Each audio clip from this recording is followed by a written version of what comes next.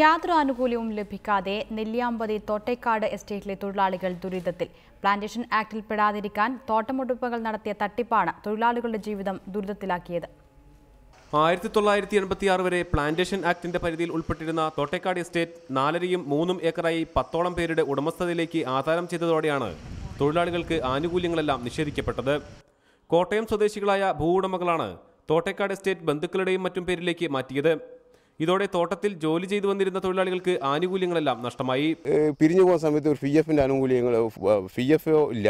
അതുപോലെ തന്നെ PF pension, ഏകദേശം 10 കൊല്ലം പണിയെടുത്താൽ ഇപ്പോൾ പെൻഷൻ കിട്ടുന്ന ഒരു മാർഗ്ഗമുണ്ട്, അതടക്കമില്ല. ഞങ്ങൾക്ക് ഇവിടെ മെഡിക്കൽ അലവൻസോ ഒന്നുമില്ല, ഗ്രാറ്റുവിറ്റിയും ഇല്ല. ഗ്രാറ്റുവിറ്റി എന്ന് പറയുന്നത് അവർ എന്തെങ്കിലും തരും. പിന്നെ അതുപോലെ ബോണസ് എന്ന് പറയുന്നത് ഇവിടെ ബോണസ് അല്ല, പാരദർശികമായിട്ട് ഒരു വർഷത്തിൽ 2500 രൂപ 3000 രൂപ. ബോണസും ഗ്രാറ്റുവിറ്റിയും മെഡിക്കൽ ആനുകൂല്യവുമെല്ലാം നിഷേധിക്കപ്പെട്ടതോടെ തൊഴിലാളികൾ കടുത്ത ദുരിതത്തിലാണ്.